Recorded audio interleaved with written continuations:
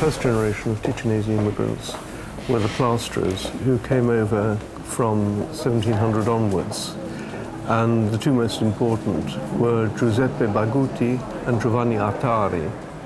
And they were responsible for the ceiling of perhaps the most famous church in the West End of London, St. Martin's in the Fields. So the Ticinesi already made a mark long before the more famous immigrants, the restaurateurs, arrived in the 1840s. The second wave of Swiss-Italian immigration into England started in 1847 when Carlo Gatti came from Paris with the idea of opening a French-style cafe-restaurant in England. And he was successful, and his first restaurant, his first big restaurant, was actually on the site of Charing Cross Station, which we can see in front of us here.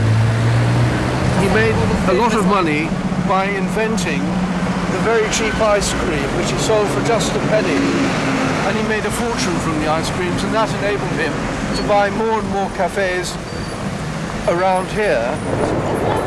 Here you see the site of Carlo Gatti's restaurant and cafe, and the billiards room and the theatre.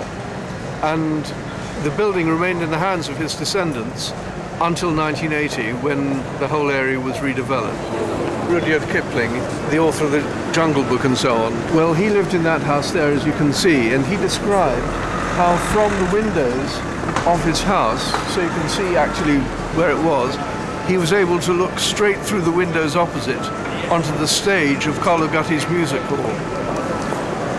And what's quite nice is that if you look underneath it today, you'll see Gelato Mio as a sort of unconscious commemoration of Carlo Gatti's great efforts.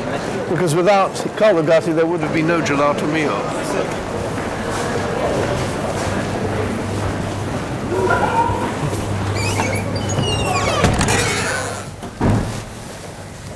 This was Carlo Gatti's theatre.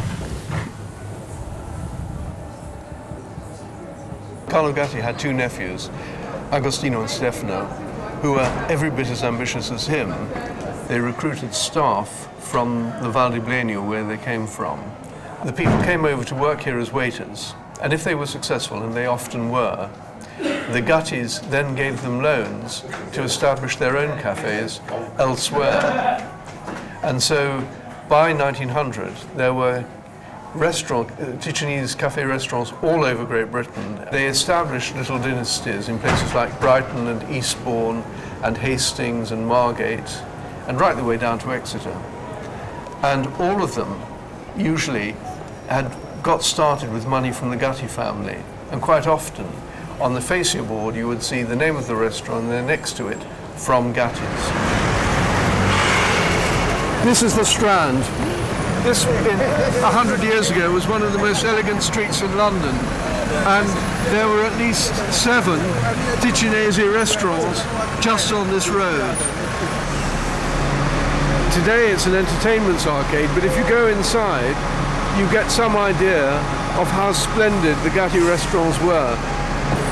It was called at the time the Marble Halls.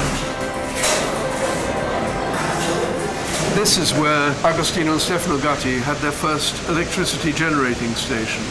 So this was really the foundation for one of the most major sources of wealth for the family, and it was because they owned this power station in the middle of Westminster that Agostino's son John Gatti entered politics and eventually became mayor of Westminster in 1911, and eventually after that the head of the London County Council, which meant that he was the chief executive of a city which had a larger population than the whole of Switzerland.